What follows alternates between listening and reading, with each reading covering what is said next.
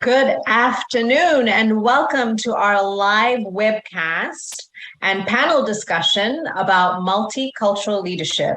My name is Rachel Munyuradzi, and I have the pleasure of introducing my boss and dear friend, Dr. Nika White, who is also a senior consultant and advisor to the Greenville Chamber of Commerce.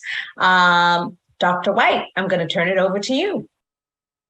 Fantastic. Thank you so much, Rachel, and welcome back to the afternoon workshop session to each of you change makers. We, again, are so excited that you have determined to be a part of today's special summit. This is our 6th annual, and we really look forward to continuing the wonderful learning and dialogue. And I am very privileged to be able to lead this panel discussion of 3 fantastic individuals who are practitioners in their own right, supporting and championing this work of diversity, equity, and inclusion. And today we are talking about multicultural leadership.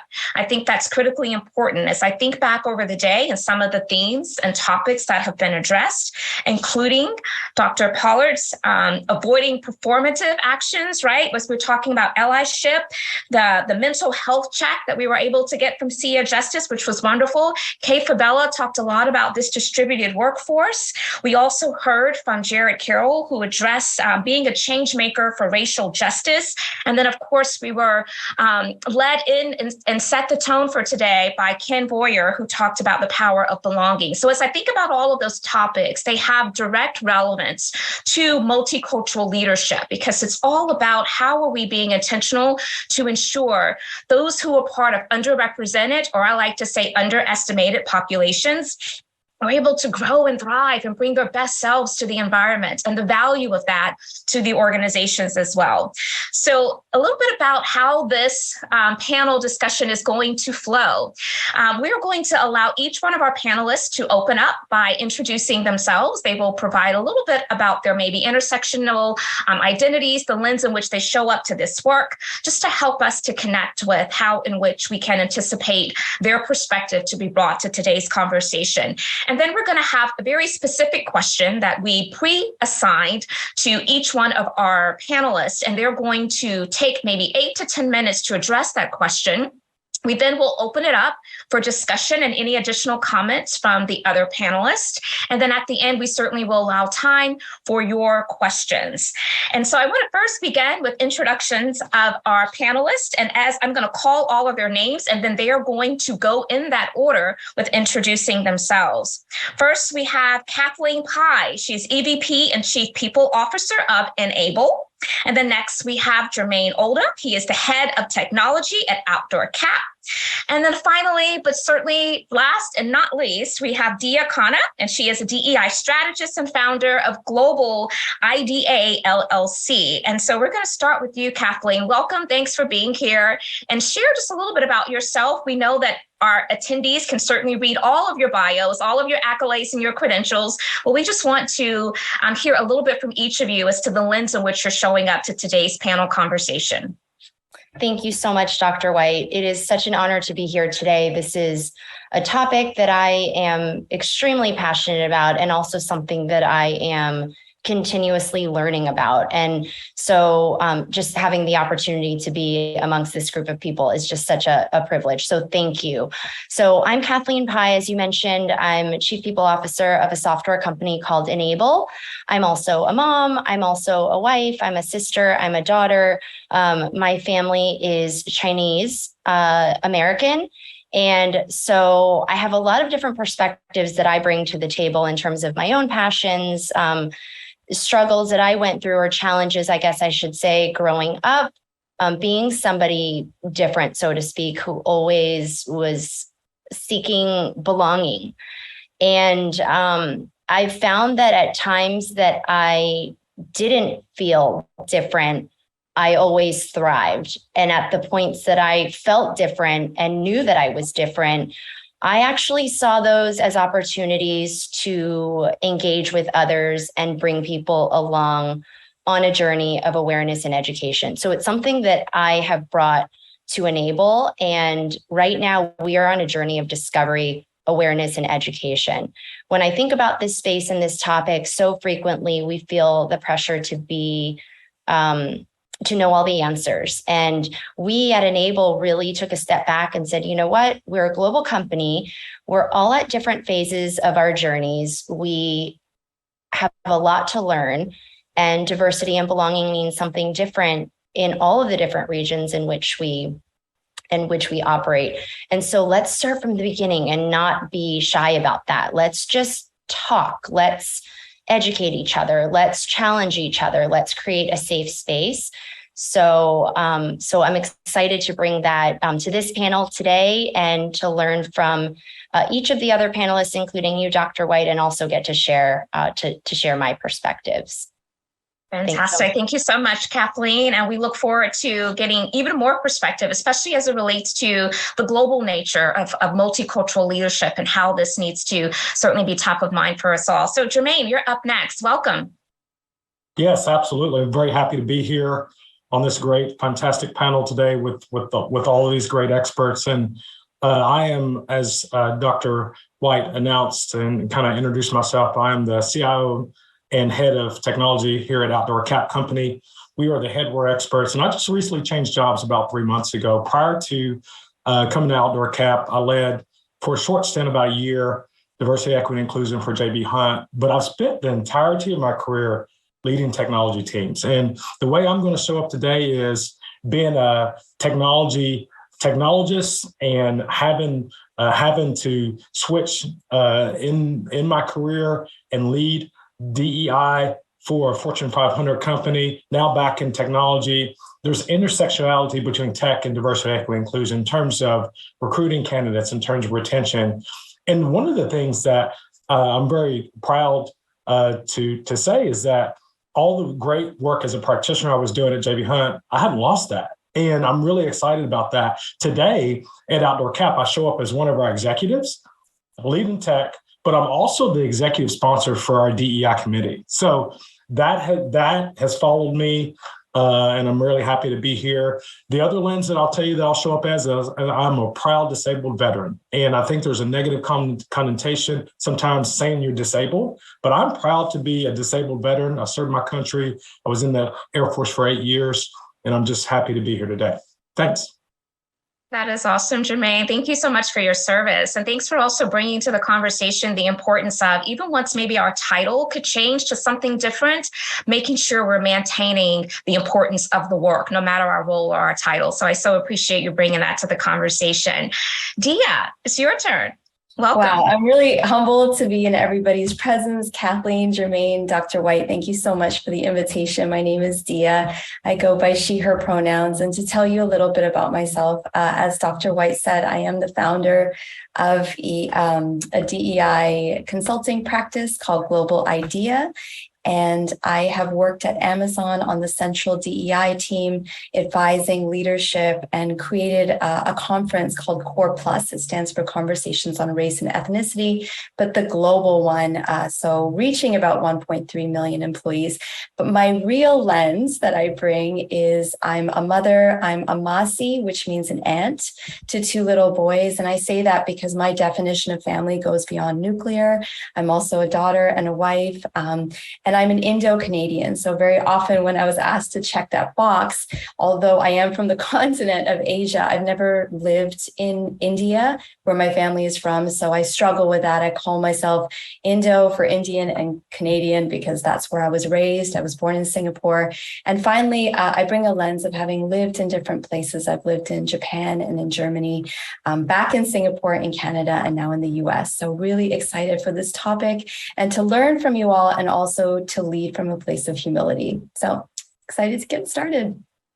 Fantastic. Well, let's jump right in, shall we? So, Diya, this first question is actually going to go to you. And again, our topic today is multicultural leadership. And so as we think about the factors, the challenges, the pain points that can prevent different multicultural talent from being able to reach their full potential in an organization, I want you to address what are those issues. And I almost feel as though we can't talk about that without first introducing to this conversation this whole concept of cultural intelligence, cultural humility. And you used that word a moment ago. So I would love for you to take our first question. Sure. I love this question. some of you may be familiar with the 6 traits of inclusive leadership. Deloitte put it out a number of years ago, but there's 6 of them. They all begin with C, so very easy to remember. One of them is CQ, which stands for cultural intelligence. And you may see this term cultural competence floating around. A lot of us DEI practitioners prefer to shift us towards cultural humility. The difference, all of it falls under the umbrella of CQ, cultural intelligence, but the difference between cultural competence, competence implies that culture is something you can learn in its entirety, you can take a hold of, in some cases you can extract. And I challenge us to think about it more as something that we're curious about, something that's always evolving, something we want to ask questions about. So let's make that shift towards cultural humility. When we think about some of the factors that may hold people who are under marginalized or underrepresented back, there's a couple that come to mind, but first I want to start us broadly. The one that I really think about is familiarity with other cultures. Some of you may have heard about this concept of Orientalism. So if not, I encourage you to look into it. But it's the idea that anywhere that's not in the US or where we're from, the dominant culture is somewhere exotic over there. And if we start, even if we look at some of the movies or media that we watch, it's that concept that if you're not from here, you're over there. So one of the first things we need to do is break that binary of us versus them and understand that communities are not a monolith, that within every culture and every community, there is so many layers of differences, right? Kathleen, you spoke about how you're Chinese American. I'm Indo-Canadian. Both of us fall under the umbrella of Asian, but there's so many dynamics of difference there, and it makes it so rich and interesting. So that's the first thing I would challenge us to do is break that binary of us versus them, learn about Orientalism. And, a wonderful TED Talk is called Danger of a Single Story. It's by a Nigerian author who speaks about when she came to the US, her roommate had this perception of her being from the continent of Africa and having certain perceptions. Oh, you don't know how to speak English and you're familiar with poverty. It goes so much beyond that. So that's where I would start us. The second piece is to look at bias, right? We obviously are all familiar with the term bias, but bias can be broken down into different areas. And when we think about what holds back underrepresented groups, a couple that come to mind are, for example, name bias. There are certain names that in corporate America or the dominant culture, some people consider hard to pronounce. And we've seen through studies that often people can be left off emails. Imagine what that does to the feeling of belonging that Kathleen and Jermaine, you both spoke about as well. It can really shatter that when you're not even included on a very basic element of work culture. There's also hair bias. There's accent bias. There's a great resource out there called The Myth of Incomprehensibility by Immigrantly Pod. I'd encourage you to look at that. And then a lot of us also harbor something called proximity bias and affinity bias. And what that means is that we tend to feel closer to people that are similar like to ourselves. So we want to intentionally challenge these biases so that we can invite the full range of perspectives. And finally, the piece I wanted to share with you is where managers fall into all of this. So there's something that a lot of DEI practitioners participate in called stakeholder mapping, or what a lot of us are shifting towards now called partner mapping. And it's the idea that when we do this work of creating inclusive workplaces, we look not just as everybody is having the same role, but as different groups having different levels of accessibility. So individual contributors, for example, have a lower level of access, right? Managers have a great degree of access, and leaders have the most, executive leaders or the leadership team have the most amount of access. What studies have shown us is that some managers fall into something that we call the frozen middle.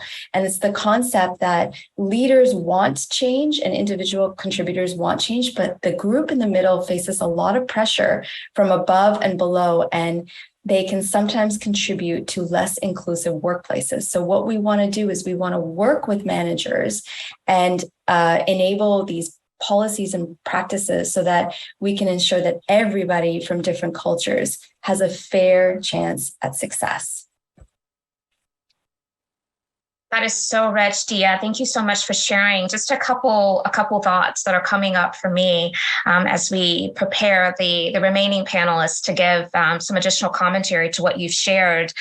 You said that communities are not a monolith, and I want to just amplify that, because I believe that while we're talking about this broad topic of multicultural leadership, we also have to at some point define multicultural, right? What does that mean exactly? And the dimensions of multiculturalism are really plentiful. And so I think that's something we have to keep in mind. The other thing that you mentioned was proximity bias. And that's come up a couple times today, especially when we consider this distributed workforce environment that we find ourselves in.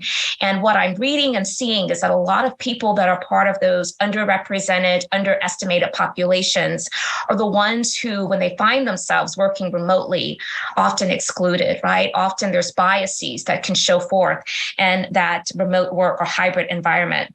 And then the last point is the frozen middle. There's so many themes that are being threaded together today. We've heard about the frozen middle a couple times, and so just wanted to amplify that. So I want to give Jermaine and Kathleen an opportunity. If something's coming up for you based upon how Diya has addressed that question, I would love for you to jump in and share your thoughts and reflections. And Jermaine, I think I saw you unmute first. Yeah, I love what you said, Diya, about biases. And immediately when I think about biases, I think about two types of biases. There's conscious biases and there's unconscious biases. And I think as DEI practitioners and people in this space, we got to be aware of both. So when I think about me personally, I've got conscious biases that I know that I've had to go figure out what they were and figure out how to mitigate those and how to not do that. And then there's unconscious biases that I have that I didn't know about, that I had to go discover that. So that's one point I like to make. I think another point I like to drive home is that you emphasize is being willing to learn about differences and embrace them. I think, education is very important in this space, but the difference to me is you're educating yourself, but are you willing to embrace those that are different?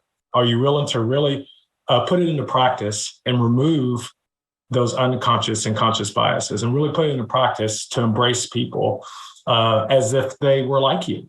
I think I've learned over the course of my career in life that embracing those that are different for me not only makes me better, and I've spent some time overseas as well, and learning to do that and put that in practice today. The last point I'll make is I think with leadership, there needs to be a commitment from the top. So for those people that have access, like I have access at Outdoor Cap today, there needs to be a commitment from the top. And that commitment needs to be not lip service. It needs to be measured, and it needs to have a strategy behind that of what progress and what success looks like. So when I think about reaching full potential, those are the points that I would add to that.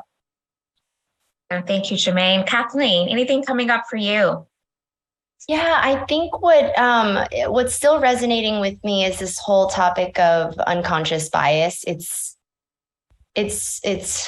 so interesting because it's unconscious, right? And so how you expose that in the workplace can be a very sensitive thing. And I think exposing unconscious bias, explaining that there is something such as unconscious bias is one of the first steps, but one of the toughest steps. In corporate settings, there is a grave importance to tying multicultural leadership and DEI or DEB to business outcomes and success. And all of us on this call, we know that there's a direct correlation. We know it, we believe it. It's just, we feel it in our bones. But being able to showcase that, it's really difficult. It's hard to prove. And so that's one of the first challenges that I think of, where in my past, I've been successful with showcasing the importance and getting people organically on board is the why. And then once you've cracked that door open and people are willing to engage and listen, and they say, oh gosh, yes, we all have biases and we want to overcome them, but I'm not a bad person. And so there's some grace that's given. Okay, now what can I do to help? How can I be part of the solution? And so it's those first couple of hurdles that I described, that if you can overcome those, then I love what you referred to, Dr. White, as not underrepresented, but underestimated. I'm going to start using that from now on. But I think that that's where underestimated individuals can start having a voice and take more of a leadership role. It does at times feel like it can be a heavy burden to bear. But given this is so important and we are so passionate about it, if we can, we should. And so that's sort of what's kept me going on this journey and kept me keeping a positive perspective. No, I so appreciate all of that commentary. And again, the question that we were addressing there is really around the factors that prevent minorities from reaching their full potential in organizations. And bias is definitely one of those factors. It has been stated, but I will amplify it. Bias does not make us bad people. It makes us human, but it also does not exonerate us from the consequences of our actions. So we have to make sure we're continuing to bring that to the conversation so that we can know what it looks like, how it shows forth, how we can disrupt it. And because we are human, when it does show up, what can we do to make sure we course correct for it so that the continued harm does not linger for those individuals that have been on the receiving end of that as a victim? And so, Jermaine, I want to present this next question to you. Now that we have identified that bias is one of the reasons that some minorities are not able to have great upward mobility or reach their full potential, I want to talk about how we can be very thoughtful and intentional in our approach to use multiculturalism to recruit talent, particularly young talent that really values, right, diversity in the workplace. And how can you engage your employee base around multiculturalism recruitment?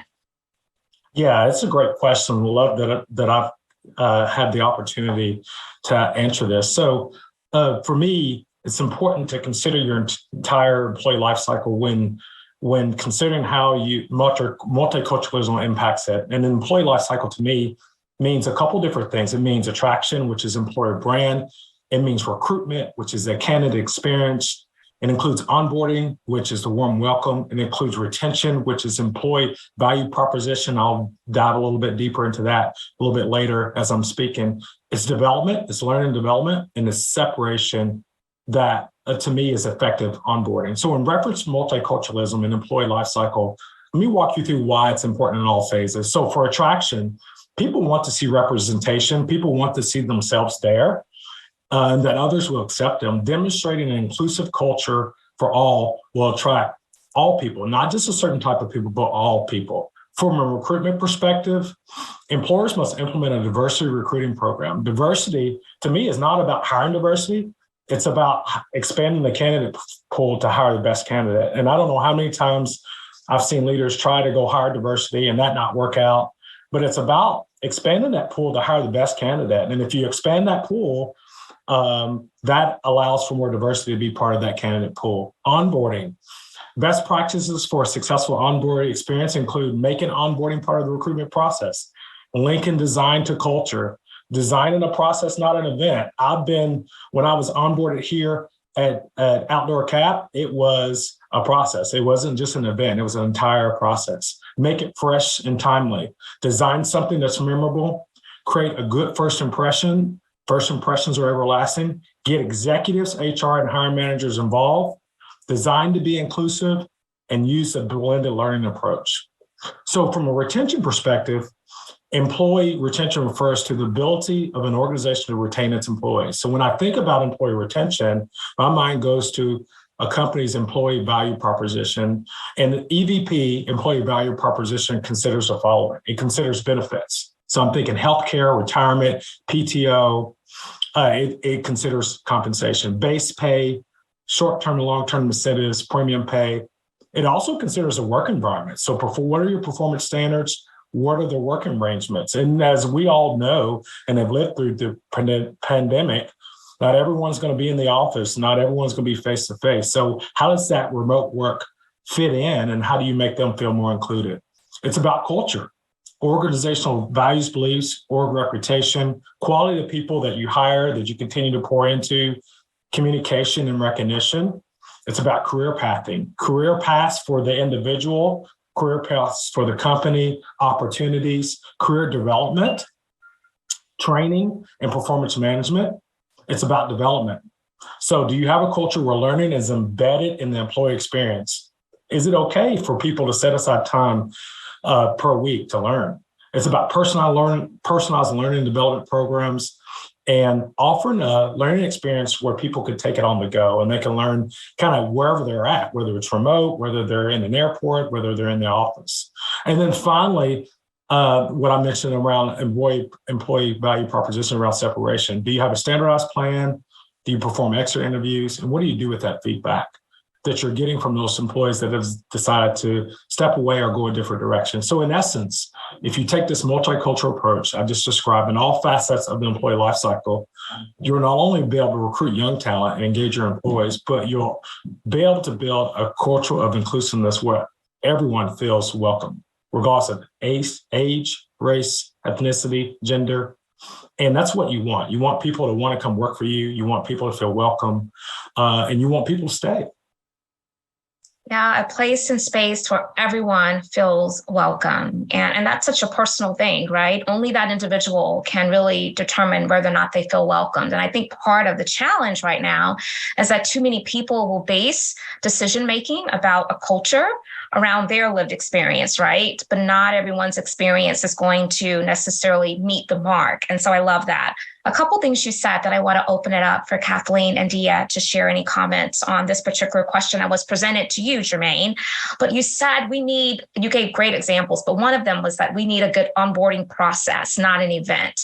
And I love that notion because to me, it drives towards the importance of not treating this work or even tactics to address and solve for this work of DEI as an activity, but let's make sure we're driving towards impact. And so if we see it as an event, it's akin to an activity with a start and an end date. And quite honestly, when you think about onboarding, it's not just a one-time occurrence. There's several things that you're doing to make sure that person feels fully equipped and set up for success, right? And so I love that thinking. You also brought to the conversation the importance of an employee value proposition. I am really curious. So I want you to take to chat if you're listening to this right now and let us know, do you really have a defined employee value proposition that you are articulating with great clarity, right?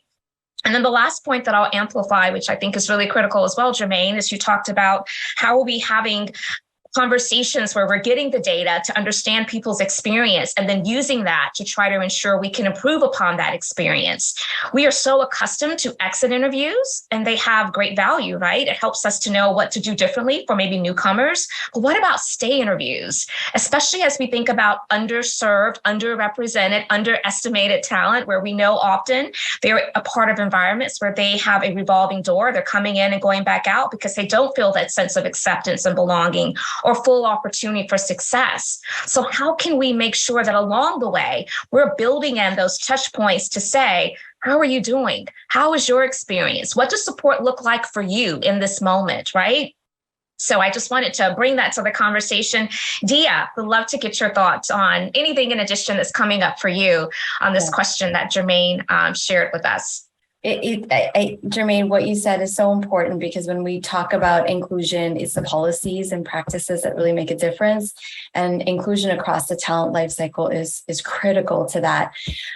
They say the two areas that are most susceptible to bias are hiring and promotions. And there's a great study that came out by Lean In and McKinsey just 2 days ago, the state of women in the workplace. I think it's 2022 edition, but it speaks about how women globally are facing struggles because the workforce is designed in a lot of ways for people that are not like themselves. So we need to take all those compounding responsibilities into account and how that impacts their promotion and their ability to enter or re-enter the workplace.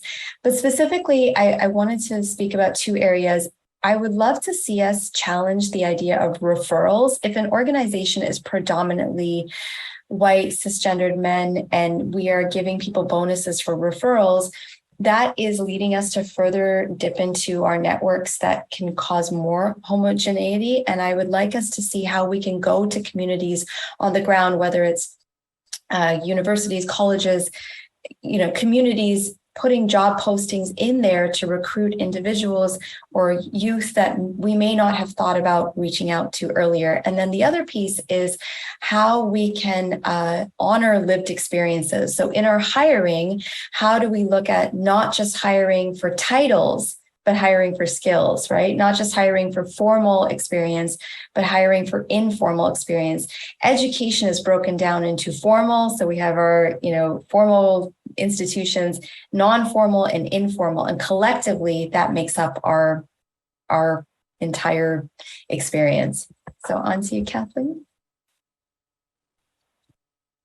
Yeah, thank you so much, Diya, and thanks, Jermaine. Oh gosh, my mind is all over the place because there's so much to unpack there, and I'm so passionate about this topic.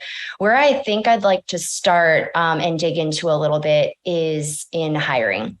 And I agree with everything you said, Diya. Companies definitely have to be mindful if they're going to have referral programs. It is something that historically has proven to perpetuate bias potentially, if there's not intentionality behind it, and that isn't something that is a watch point and looked after.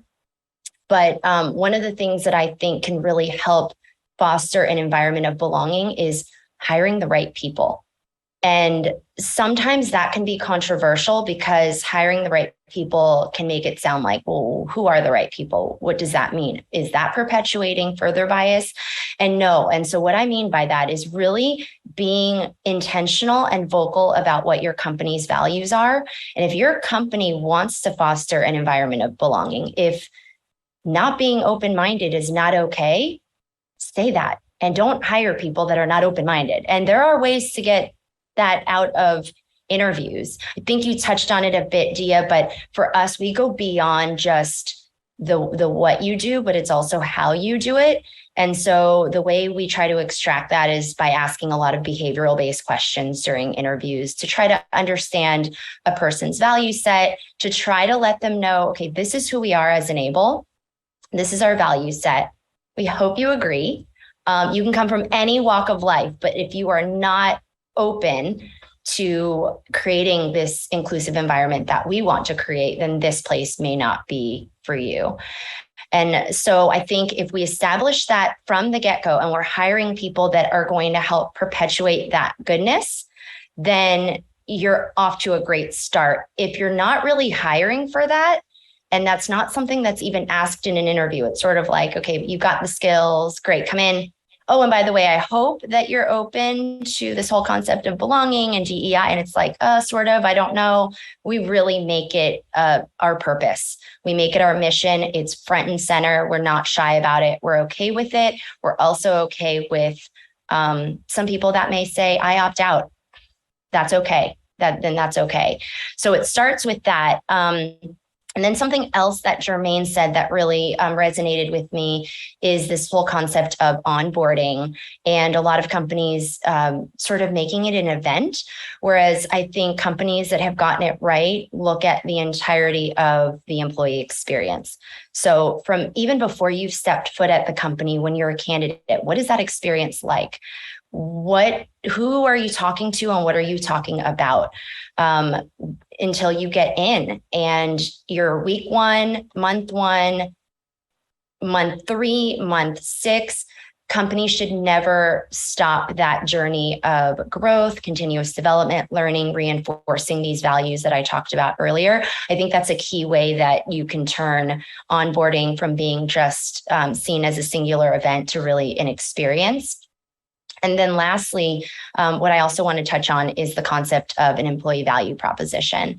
So for us at Enable, we call it the Enableite value proposition. Enableite is what we call our employees. And the way we define it is, it could be different than others. It could be similar, but the way we define it is, what are you getting from this experience that's hopefully more than just the paycheck? If you're seeing this experience and this relationship as a job and hence a paycheck, then we're probably not going to get much from you beyond just the basics, right?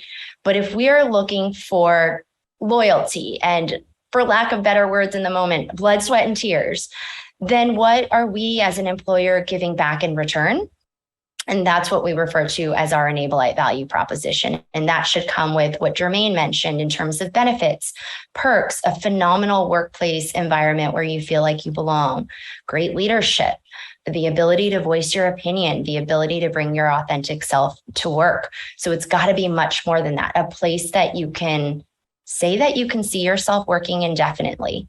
And take that in for a second. I know that sounds like a lot. I didn't say forever. I said indefinite, and that means basically no end in sight. Can we create an environment where you don't have an end date in your mind, where you just feel like, I know right now and in the foreseeable future, I can continue to learn, develop, and lastly, the other thing that I want to add to this is this company making me a better person? That's a lot to take in, because some will say, well, what does that have? Isn't that getting personal? It sort of is. I mean, all of these things, if we do it right, if we do it well, your place of employment should actually make you a better person. And how powerful is it if we can actually, if that could be real? I mean, those are powerful words. My place of employment, where I work, my profession makes me a better human being. That is what every organization should ultimately strive for, in my opinion. Okay, I know we need to move on, but I want us to kind of just sit with that for a moment. That's really rich, Kathleen. Yes. Does my employer make me a better person? And then asking questions around what experience are you seeking beyond just, having a job and getting a paycheck? So rich. And I think that our audience, I'm sure, are probably taking away some really good nuggets to apply to their respective organizations. So it was mentioned that we have to think about the hiring process and making sure that we are engaging candidates in a way, particularly those who are, again, underrepresented, underestimated, because they're not heavily populated within many organizations, right? They're often the few and onlys. So how can we make sure that process starts then of really seeding the value that the employer can bring and offer to that particular candidate? How do we reimagine the way in which we are engaging in referral processes, right? I think maybe a piece of it too is not only just reimagining it and challenging the way that it currently exists, but how are we educating? There's something to be said about specificity. And so we know that we want really good people, right? But, every organization says that. Nobody is out there looking for a candidate that's not going to bring a level of quality to an organization. So let's bring in specificity to make sure we're naming those groups that are where we have gaps, right? I think that's a big issue sometimes. We don't want to name those groups, but I think that's a part of the education piece so that people aren't just gravitating to those who are in their immediate circles and networks. And I love, Diya, what you said too, when you mentioned we have to think about not hiring for titles, but skills. And what that leads me to is also this notion of cultural adds versus cultural fits. And so I want to pause there for a second before I pivot back to you, Kathleen, for the next question. I just want to see if any of you would like to share some thoughts about cultural add, cultural fit. We hear the language a lot, especially, well, this person wasn't a really good cultural fit. What do you say to those organizational leaders and those hiring managers who are continuing to hear this and to believe that it's okay? So I've got some thoughts on this, and I'll keep it brief because I saw Diya also come off mute. So at Enable, we call who we bring in culture enhancers versus fits. And it all ties back to what I mentioned earlier about values, that value set. For us, we hire for values, and we're also hiring for individuals that will make the company better, to move the company forward, not who fits our mold, looks a certain way, speaks a certain way, thinks a certain way. So for us, that's worked. When we do a lot of end puns, I know you all have probably picked that up, but because our name is Enable and Dash, there's a lot of fun little end puns. So enhancer is what we call it, culture enhancer.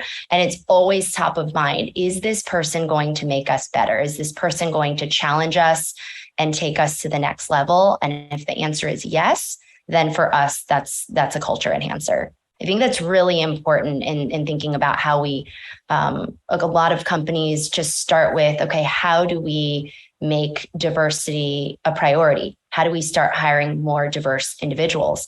If it's not intentional, if you're thinking about people coming in to fit a certain mold and not making room and respecting differences, then you're going to be stuck, unfortunately, in this same spot. But if you make the room, the change can happen a lot more quickly than you realize. Thanks, Kathleen. Diya, I'd love to hear your thoughts. Yeah, I love this concept of cultural enhancers. And in a way, we can take it back even to how children are. If children are really good in one area, as they grow and develop, we want them to grow and stretch in other areas so that they can become holistic and be able to accomplish anything. So that's how I encourage organizations to think. We can bring in people that are aligned with our culture fits. So someone like ourselves that fits the culture, or we can invite people into our organizations, which are a culture add or a stretch to our thinking and to our potential and possibilities. And ironically, a lot of people from underrepresented, underestimated groups fall into that culture add group because they add different skills, perspectives, added richness that we perhaps may not have had initially. So big fan of culture add over culture fit. Awesome. Fantastic. Okay. So Kathleen, I'm going to go back to you. We have certainly laid a foundation for the importance of considering the factors that could prevent minorities from really being able to reach their full potential in the workplace.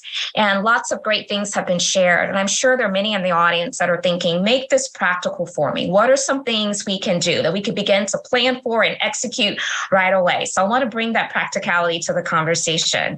So I would love for you to share, what are some specific initiatives that should be employed within an organization or a team environment to foster a meaningful, authentic environment where, again, this multicultural talent can really feel a sense of acceptance, belonging, and reach their full potential? I love this question, Dr. White, and there's so much to unpack here. So I will try to organize my thoughts. And the ideas that I will share will be just that, ideas. Some will resonate and work for you. Some you may not think will work for you, and that's okay. What comes to mind first that I think is important for any organization, group, team to think about is this idea of listening and understanding. And Jermaine touched on this a bit ago, but if the work that is being done in a silo where it's, say it was all of us on a panel and we've got great expertise on this panel, but if it was just our thoughts and our research, that would still be a silo. That's still not enough because there would be a lot more people that we have to hear from, we have to learn from, we have to understand. And so I always encourage starting there, which is just listening, taking all of that in, and then figuring out from there, okay, where do we go from here? This is a lot here. Am I seeing themes? Are there trends? How can we sort this out? Because there's probably a lot of feedback that you're going to get. And there are going to be some things that are within reach and easy. There are going to be some things that are easy, but high impact that you decide as an organization, let's do it. It's easy and it's high impact, high reward, let's do it. And there are going to be some things that you identify that are difficult but high impact. And so how do you sort through all of that? And I always recommend coming up with a cross-functional group of people who can help with these initiatives. Many times at companies, the most senior level individuals will be in a room. Same. So you told me to listen. I did listen. And so I'm sorting through it, but we might still be missing something. So could there be others that we could bring to the table that could help us sort through the thoughts and partner together on, all right, this is not going to be realistic for right now, or we've got a list of 1,000 things. We've got to bring it down to about 15 maybe, so it's more practical. So that's where I would start first. As part of that, when people say, okay, how do you do that? A lot of different ways. Depending on the size of the company, you might have an employee engagement survey, and that can go to everybody. It can go to a pulse of people. Usually I recommend once a year. If you can do more frequently with a pulse at the 6-month mark, that would be great. For smaller companies, you may be able to get away with more frequent, but I know with larger companies, timing can be difficult. Focus groups. That's another way where you might not reach everyone, but you can get very detailed explanations and thoughts much deeper than you will from a survey. So that's another way. And then informal. So if you've got an open door policy, if you've got a means by which people can email a certain mailbox candidly, but professionally, and share their thoughts, share their ideas, that's another way that you can get some great input. Jermaine touched on this earlier, but I really want to reinforce this. It's important that as you go through this process of sorting through all that feedback, that not only do you bring people along on the journey to help you make sense of it, but you also turn some of that into action. Because the most frustrating thing for a lot of people who in some cases may have made themselves vulnerable by speaking up about things that are sensitive or make them uncomfortable, have shared only to sort of be dismissed and say, okay, thanks for sharing. That was nice. And no, I think it's so important to have a loop back. And so I found even when the answer actually is no, being able to explain the why. Sometimes it's a matter of timing. Sometimes it's a matter of budget. Sometimes, whatever it is, being able to explain the why and then being able to explain what you are moving forward with as a company, I think you'll see that you'll gain a lot of buy-in. Encouraging employees to be part of the solution and not just bringing forth challenges is also a way that you can set the right tone at a company. So if you have these mechanisms by which people can share their opinions, but then there's not actually an additional way that they can turn those ideas into action, you might actually start to see that the company becomes, for lack of better words, it's just sort of negative, right? It's like they're always pointing out the bad. And so really being delicate with that, it's not just pointing out what's wrong, it's being part of the solution, but we have to bridge that. How do we as an organization help bridge that so they feel empowered that, okay, well, I shared, but I didn't know what to do next.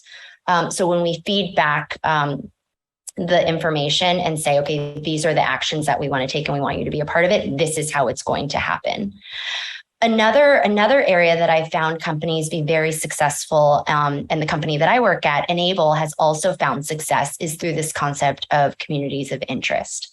Many organizations have heard these referred to as either ERGs, employee resource groups, or affinity groups, groups that bring people of common interests together. We happen to call them communities of interest because not only does the group have to serve the business in some way. There has to be alignment to the overall business objective, but these groups also have to showcase how they're going to be giving back to the communities in which we live and serve.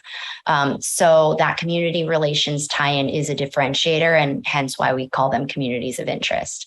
At Enable, we have 3 right now. One is called PRISM, which is in support of the LGBTQIA+ community. Another is called Wonder, which stands for Women of Enable Defining Equality and Respect, focused on the advancement of women. And then another one that's in the works, about to launch, that I'm really proud of, is called will likely be called Shades, and it's an organization for people of color. And I want to stop and talk about Shades for a moment because the group sort of went through a couple of different iterations. At one point, looking to be a little bit more focused on one specific ethnicity. And we took a step back because of our global nature. This concept of diversity is very different. In certain regions, the population or the race may not be underrepresented or underestimated, but in the broader context of a US-based or US headquartered company, suddenly they are. And oh gosh, like that's what you mean when you use those words.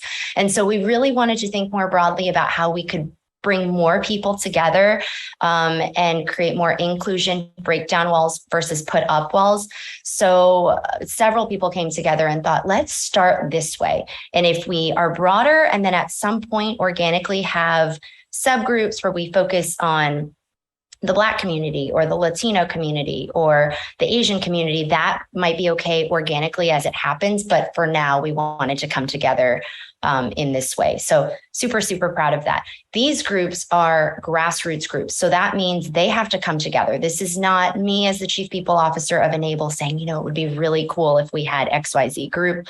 Well, let's make it happen and start it up. It's got to be organic. So these are Enableites who come to us with this idea, and they basically showcase why this is tied to business success or ultimate business objectives, and then how they're going to give back to the community. And if they're able to showcase that, then they're approved. fully company sponsored with funding. And we come up with an annual plan to figure out how we're going to educate, create that awareness across the company, and also go out into the community and do some good. I also want to talk about celebrating, because I think in a lot of different conversations I've had, celebrating can seem like a really immature part of diversity. I've heard that referred to as, then that's an immature company. I actually feel really differently. I've seen over the years, if done the right way, with tact, and again, driven by your employees with their thoughts in mind, first and foremost, it doesn't actually have to be something that is not showcasing maturity at a company in this DEB or D&I space.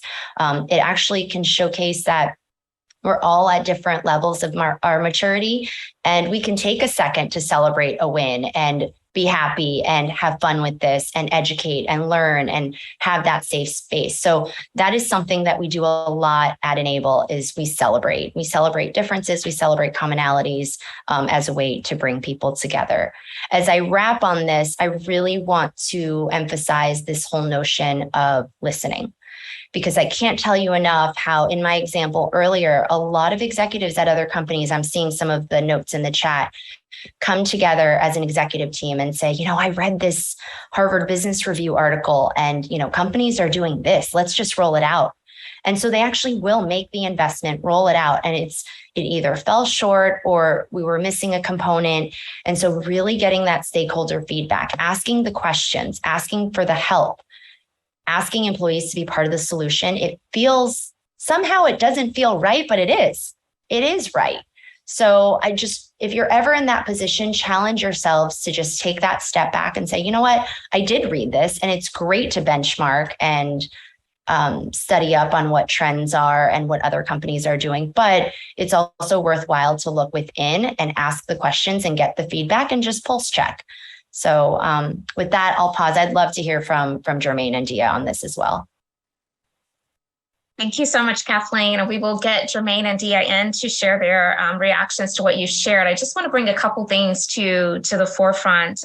You started your commentary and ended your commentary with listening, right? And I feel like that's really critical, because when we think about curiosity and the importance of curiosity to helping us to own responsibility for building up our own knowledge base of other cultures and background, I think that's where it starts. And I find that sometimes we make too many definitive statements and do not ask enough thoughtful, meaningful questions, right, to learn and to deepen our understanding. So I so appreciate that perspective.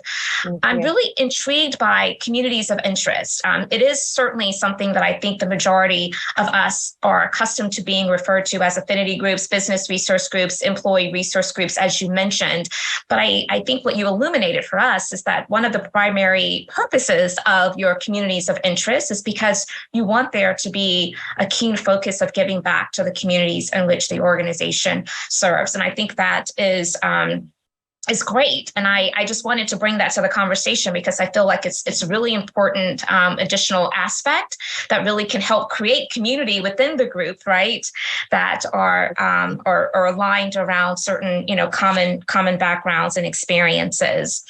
The last point I'll make, and I would love to hear Diya and Jermaine's thoughts on this, but as you talked about, these are my words, not yours, but I'm paraphrasing here, the national observances or the cultural celebrations. That is a really important perspective. I think, from my vantage point, where people begin to question or potentially criticize, because you mentioned sometimes it can be seen as companies who are immature that are really engaging in that type of activity. It goes back to what Dr. Pollard said in the midday keynote. Is when it feels very performative, if that is only what they're doing, right?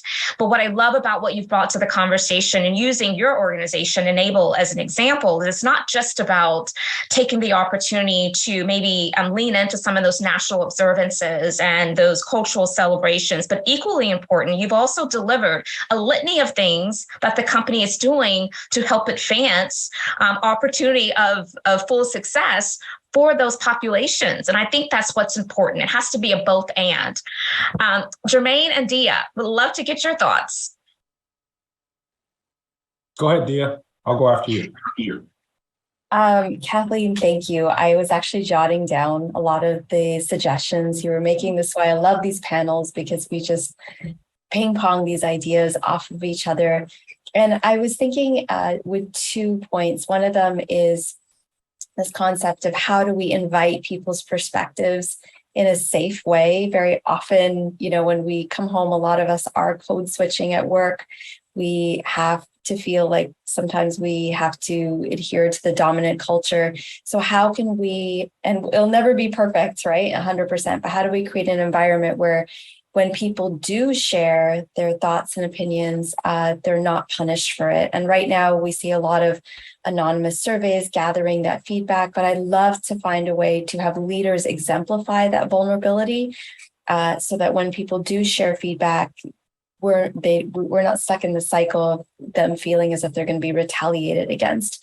And the second piece is when it comes to communities of interest, I also found that very interesting. I love that idea. And I would love for us to continue to approach different communities from a place of understanding that they bring value to the workplace. As an immigrant myself, I don't have US citizenship, but often I've been glanced at as somebody that somebody wants to rescue. And rather, I'd like it to be seen as, oh, Diya may be a great add to our culture, to our workplace culture. And this is not somebody that needs to be saved or rescued. It's rather somebody that we can benefit from having on our team. What a beautiful reframe. Jermaine, I want to get you in here. Yeah, I'll be quick. So one of the things that really piqued my interest when you were speaking, Kathleen, was around the concept of listening. And I loved how you started beginning and you ended with that. When I was tasked with starting up the Diversity, Equity, Inclusion Office at J.B. Hunt, when I was there, one of the things I purposely did was got into the role and started listening. I started listening to our ERGs. I started listening to our executive leadership team. I started listening to our employees. I started listening to our employees in the field. I started traveling, gathering this information and data. And that listening aspect really helped me to get my compass right, to figure out what we were going to do to make an impact and measure that. So I think that is very important when you're in this space, that you've got to listen and you've got to seek to understand before you take action. The other thing I'll say between celebrating and impact is that I think there needs to be a right balance. I'm all for celebrations as well, but also along the way, you've got to show that, okay, well, what have you done? What's the impact of that in terms of representation? What's the impact of that in terms of hiring, promotions? So I am all for celebrating the differences, and I think that's very important. But you've also got to show that impact to show, okay, from those celebrations and what we've done from a strategy perspective, what's the end result? And that's where you kind of use that multi-tiered strategy in order to drive the most performance and better stickiness within your organization. Awesome. Such rich conversation. And we are starting to see a number of questions are coming through from our attendees today. So I am going to shift and now take those questions. The first one, and again, they're not being presented to me, to any particular panelist. And so I will let each of you decide who has great level of energy and passion to take these questions on as they are presented. The first one is, how do you make the executive leaders understand that they may have unconscious bias? If they say no, they don't have it, then what's next? What do we do? Who wants to take that one on? I can start. Yeah. Or was you going to say something, Kathleen? No, Jermaine, okay. please. Okay. Yeah, I think, when you talk about DEI, multiculturalism, you got to start with the executive leadership team. And then, here at Outdoor Cap and at JB Hunt, it was important that we started from the top because, what in our culture and kind of how we operate, our executives make most of those decisions. And, I really challenged our executives at JB Hunt and said, what is your understanding in this space? Do you have any conscious biases? And we got, for lack of better terms, we got real. We got real, which means that I had to get real with them, which means that I had to share my unconscious and conscious bias, which means that I had to be fully transparent that, hey, you all been listening to me to do this role as the vice president of inclusion strategy, but I'm not the expert. I've got to become the expert. So I got real with them. They got real with me. And that got us at a really good level of understanding of where we were at from a leadership development perspective and where we needed to go. And what came about that was opportunities for me and them to get more educated in this space, and it to be intentional, not to be forced, not to be, oh, I'm going to do this at 4:30, from 4:30 to 5 every day or once a week.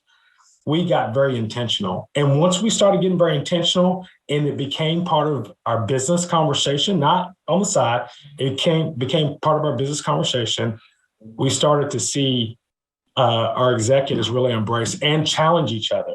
So it was like, oh, I don't have any unconscious bias. I'm like, well, really?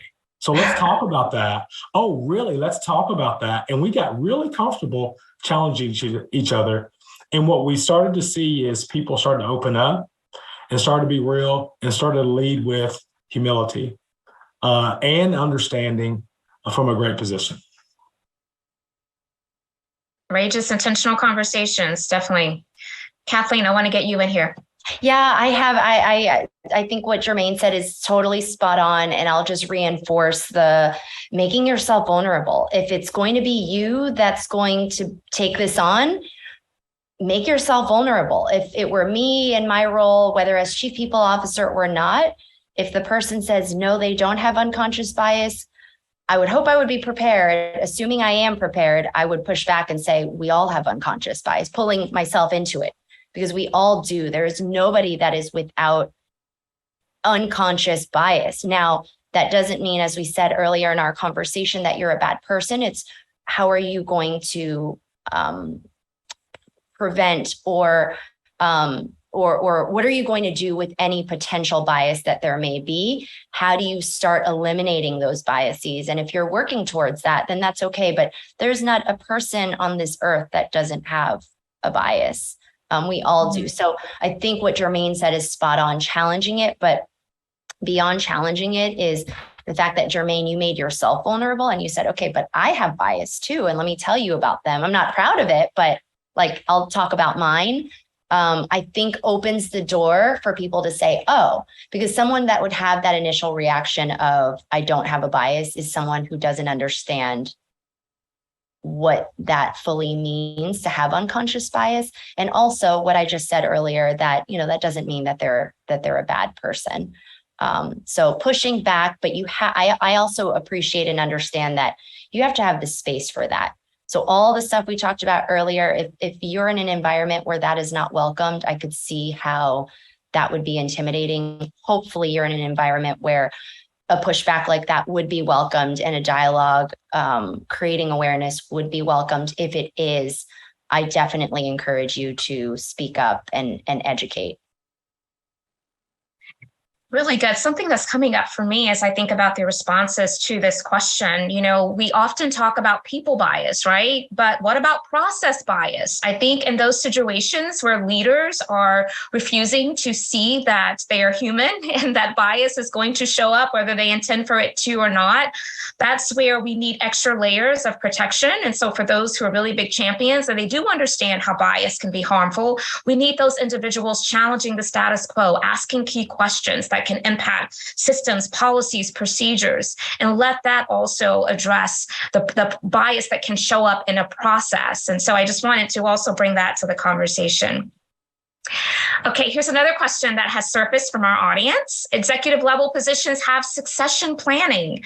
This is not always open to multicultural candidates. What can we do to improve that? Diya, I'd love to get you to share your thoughts on this question. Sorry, I was on mute. Yeah. I think that any process that needs to involve underestimated groups, we should draw that out with leadership so that we can see what part of the process we need to involve them in. There's a wonderful resource. It's a co-creation cycle, and it shows that before we get to the next phase, we need to involve underestimated groups in the process of creating and imagining and brainstorming. And I would say the same goes for succession planning. A lot of these pieces and challenges begin with calling it out. And luckily, we're at a time where there's language out there to say that people have been, and data to say that certain groups have been exempt from that process. So step one, I would say, point to the data, especially some of the really, some of the pieces out there that are well-financed, well-resourced, well-circulated. They're harder to argue. So start with that and then follow up with a framework. I would say that's really helpful to say, okay, this is the challenge. Now, this is what I think the solution should be. And a visual or drawing that out is really helpful. And then finally customizing it to your organization, because even as the three of us panelists know, we all come from different organizations. So the culture is different. That's what I would do when it comes to involving underestimated groups in succession planning.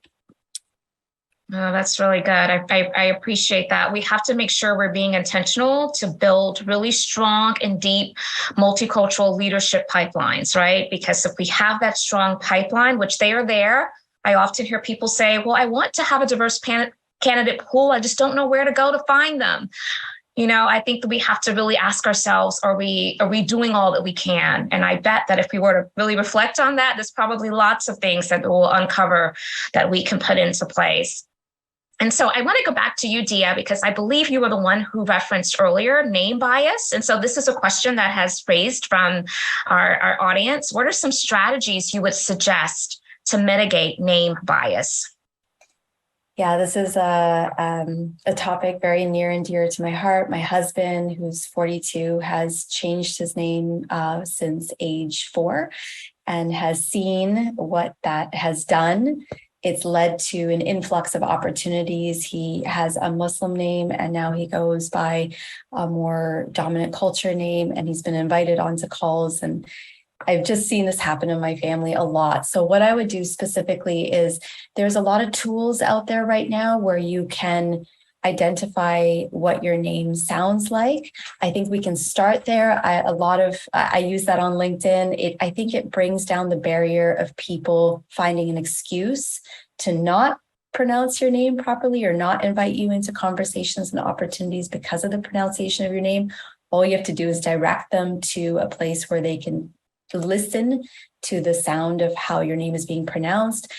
Secondly, I would advise, if we have emails, to perhaps put the phonetic sound on there. So maybe spell it out. For example, a lot of people call me Diya, so maybe putting DEE/YA so that people know and it avoids confusion. And finally, again, to my earlier point about succession planning, I think it involves calling it out. So instead of just saying there's bias, identifying the type of bias. And in this case, name bias is a very real, harmful thing that happens in the workplace that we want to intentionally mitigate. Yeah, and let's get into the habit of very intentionally asking people for the pronunciation instead of just assuming and getting it wrong. That really can cause people to feel devalued. And again, what we're talking about is how can we best allow people to feel a sense of belonging. So a similar question along those lines, and I will let you all, as you hear the question, identify if you would like to address it. But the question is, what are some strategies that you can recommend for language bias? So we talked about name bias. This question is relevant to language bias. There is an automatic assumption that people not American cannot speak English. Who would like to take that question? I'll start, but I'd like to hear from the other panelists as well. Yes. For me, I had a bias in this area, straight up. So I grew up in a small town in Kentucky. I'm visibly African American, so I confirm that I'm African American. But I didn't. We spoke English, and we had no desire to learn a different language. So what I did is I challenged myself from a very young age. I knew that I wanted to get some cultural diversity, and I wanted to know more about people that were different than me. So I set out and created opportunities for myself to force myself into that, one. And then two, as I got older, I made it very intentional in learning a different language. Like right now I am studying German, and I speak German fluently. My wife is a German American, and she's got citizenship in Germany, as well as she's a U.S. citizen as well. So I was very intentional. I'm like, I'm going to immerse myself in the German culture. I'm going to go learn a different language. I'm going to go understand it, because I thought before, when I would hear her speak with her mother and her friends and her siblings, that it was an angry language. And I'm like, she was like, well, why do you say that about my language? That's my native tongue, my language. And I'm like, you know what? You're right. I'm going to go remove this conscious bias that I know that I have, and I'm going to go learn it. And I've learned it, and it's a beautiful language, and I can speak it and I can understand it. And the position that I realized I was coming from before was that I just didn't understand. And I sought to understand, and now I can speak it. Now it's a beautiful language. And I'm also encouraged to learn more about other languages. So and the short answer is, you just got to open up your mind and just say, don't make assumptions. And if you have any assumptions, just go knock those down. I love that. Thank you for your vulnerability and sharing that. I think I recall on a previous panel that you and I both participated in, you sharing a little bit of that story, and I was really touched by it. Yes, I love that. Anyone else care to add before we close out? Okay, well, hearing that, here is how I would like to close out today's panel. We're almost getting to where our time is going to be up, but I am so grateful for each of our three panelists for sharing their insight with each of us. I know that we probably all have walked away with some things we can immediately begin to influence in our respective organizations. I would like to give about a minute or so for each one of our panelists to close us out in their own way. And maybe you can think about it as, what did we not talk about today that you have a lot of energy and passion for, that you would like to leave this audience with? And we'll go in the order of Kathleen, Diya, and then Jermaine. Okay, Kathleen. Sure. So I just want to say thank you again, Dr. White, Diya, Jermaine, for this opportunity to be part of this panel today. I always find these to be so powerful. And as Diya mentioned earlier, I've learned a ton just hearing you and Jermaine and you, Dr. White, speak and share your experiences. So thank you. I think today hopefully has been a great start for some of you to start thinking about how you can bring the concept of DEI to your companies, how you can feel supported and have the courage to speak up about the things that are the most important. What I could probably go on and on and on about, and I don't know how the other panelists feel, but we touched a bit on unconscious bias, but there is just so much more there. It would have derailed us and we would have gone down a rabbit hole, but it is the root of a lot of, I would say, challenges, misperceptions, the start to a lot of organizations being misdirected and maybe being challenged on trying to get back on track and trying to help tie the connection to business success, and why having DEI representation from folks that are underestimated is so important. So I would like in the future, I'd love the opportunity to speak more and to delve a little bit more into that. But thank you all again. Thank you, Kathleen. Diya. Thank you to everybody, Dr. White, the panelists, and our listeners as well, and for your amazing questions. The one area I would love to go deeper into, along with global DEI and how to bring different cultures into conversation, is how to move from talk to action. I think that we are in a place when we really need to implement micro changes, but also macro changes, individual changes, and systemic changes, and really start shifting towards roundtables where we start sharing best practices with each other so that we can implement them in our own workplaces and lives. Fantastic. And Jermaine, close us out here. Yeah, I think for me, it's important for me to highlight that you don't necessarily need to be a practitioner in this space to know more. A lot of times people have the misperception that you've got to be a DEI expert in order to know about it, know what to do, and know how to go about it. You don't. And I will 100% say I'm not an expert in this space, but I've been very intentional with seeking to understand, very intentional with meeting with experts, very intentional with this continual learning process. And I may sound like an expert, but I'm not. It's a continual journey, continual learning process. But the important thing that I will share with you is that you just gotta go after it, just like anything else. You gotta go understand. You've got to go be very intentional. And it's made me a better leader, a better father, a better husband, a better person, because I'm being very intentional. And you never know, you may get called to support an initiative that is on in this space that you just never know. So that would be my takeaway today.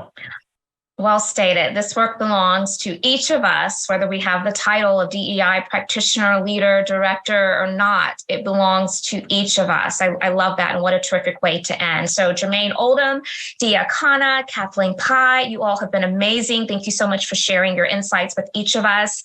And thank you to the audience that were able to join us in your questions and engagement in this roundtable discussion. I will let you know that we're going to go into a quick transition break, and then we hope that you all will join us back into the main room where we will close out with the final segment of today. You don't want to miss that. It's going to be tremendous. And we just appreciate you being part of our DEI Summit Changemakers. Thank you all so very much. Enjoy the rest of the conference.